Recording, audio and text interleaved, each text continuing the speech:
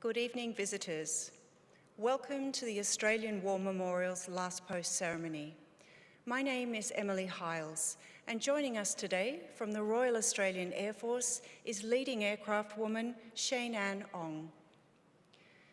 Today marks the 83rd anniversary of the beginning of the siege of Tobruk. To obstruct Rommel's advance into Egypt, the port town of Tobruk had to be held at all costs. The Australian 9th Division formed the core of Tobruk's defence. Commanded by Major General Leslie Morshead, the 9th Division, supported by the 7th Division's 18th Brigade and an assortment of British and Indian troops, endured much hardship, becoming known as the Rats of Tobruk for their tenacity and determination. The men endured panzer attacks, near constant shelling and continuous air raids. Their world became one of mines, barbed wire and concrete perimeter posts, night raids and constant patrolling. In early December, Rommel was forced to quit Tobruk and retreat westwards.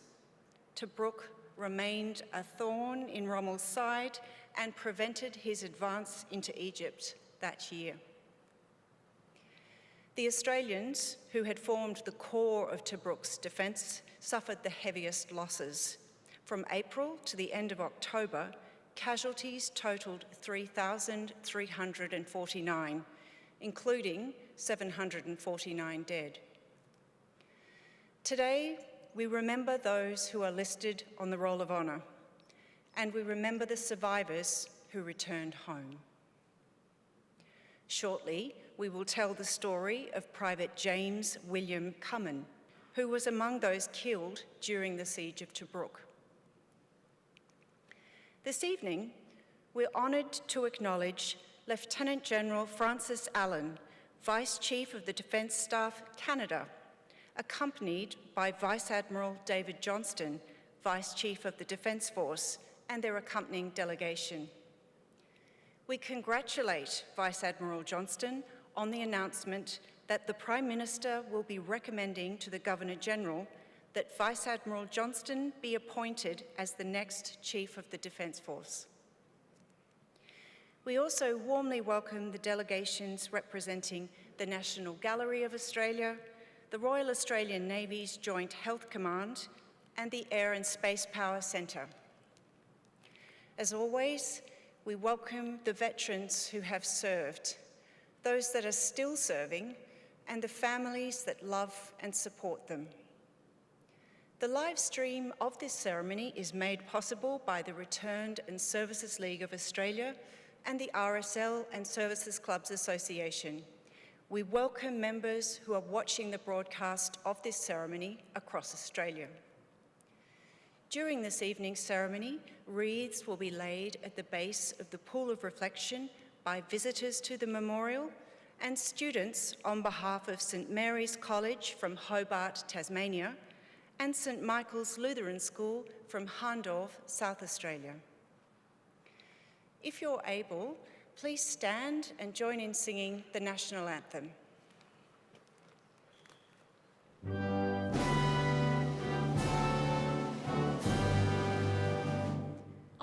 Australians, oh, let us rejoice, for we are one and free. We've golden soil and wealth for toil, our home is got by sea. Our land abounds in nature's gifts of beauty, rich and rare. In history's page, let every stage advance Australia fair. In joyful strains, then let us sing, advance Australia fair.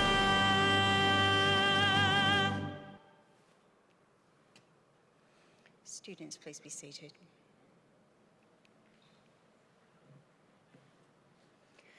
The Australian War Memorial was the vision of Charles Bean, Australia's First World War official historian. Bean landed with the Australian troops on Gallipoli and stayed with them at the front through to the end of the war.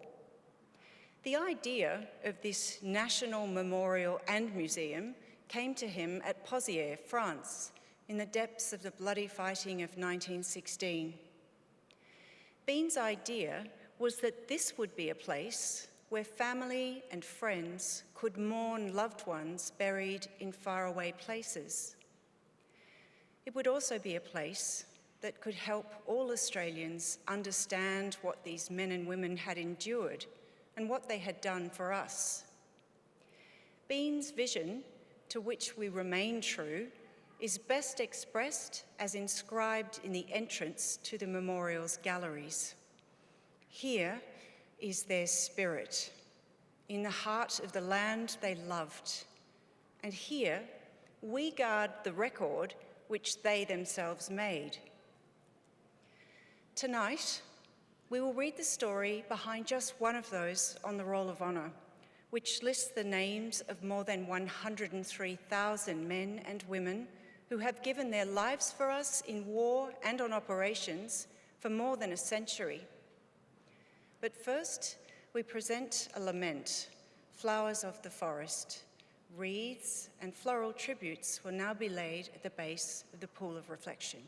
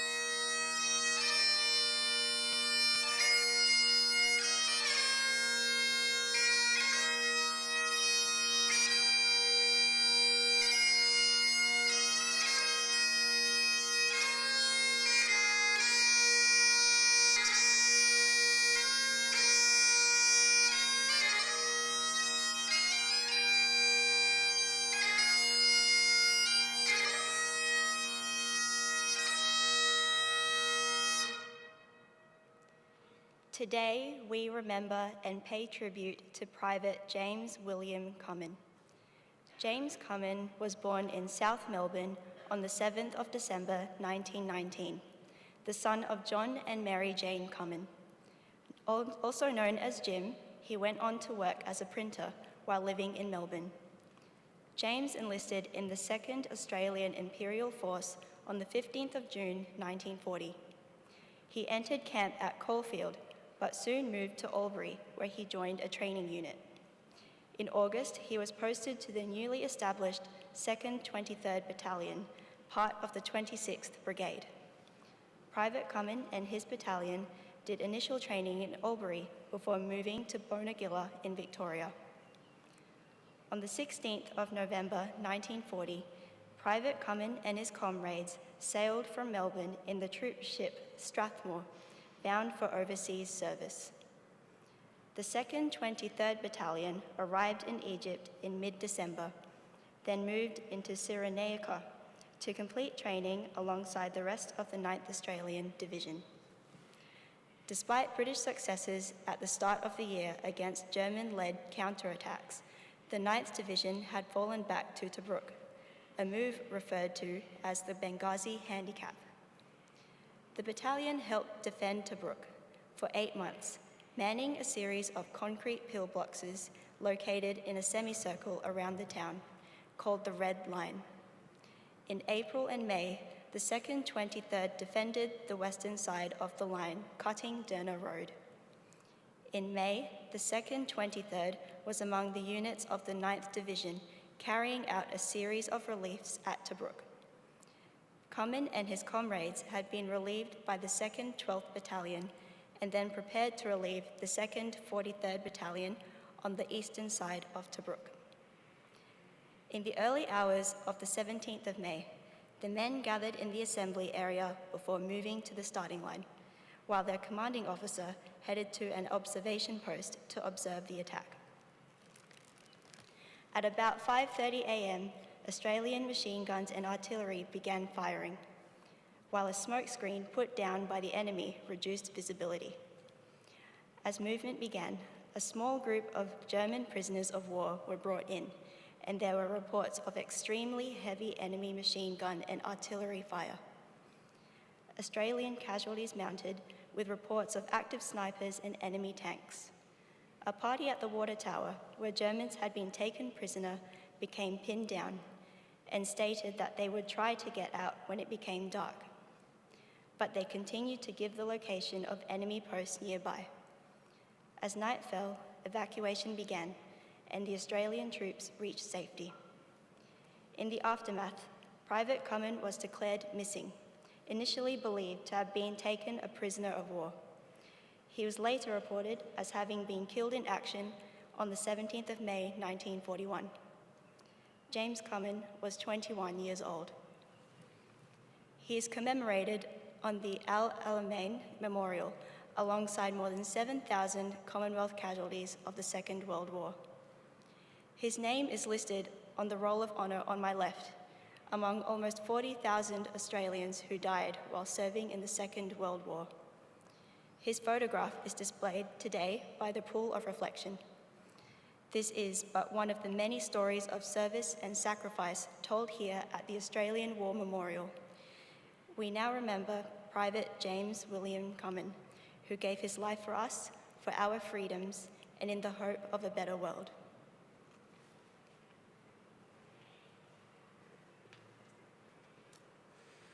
Please stand for the reading of the Ode and the sounding of the last post.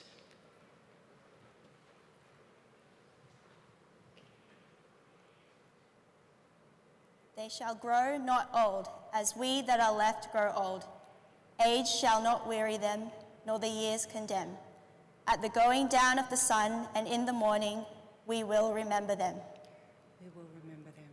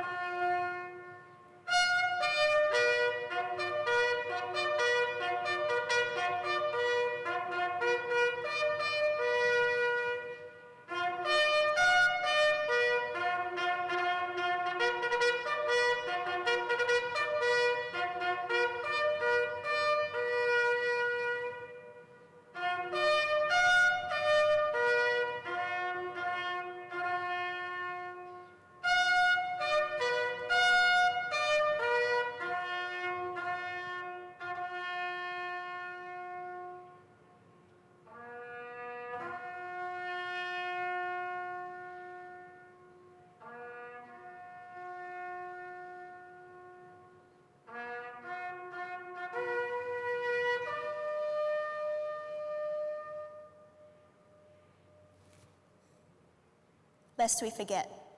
lest we forget.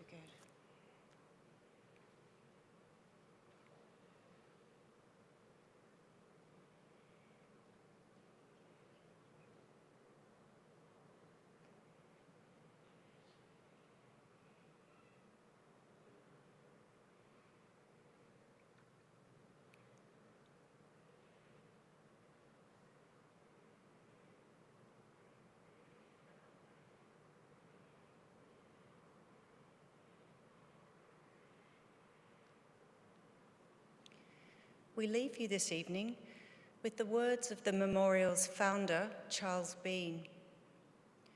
Many a man lying out there at Pozières or in the low scrub at Gallipoli, with his poor, tired senses barely working through the fever of his brain, has thought in his last moments, well, it's over.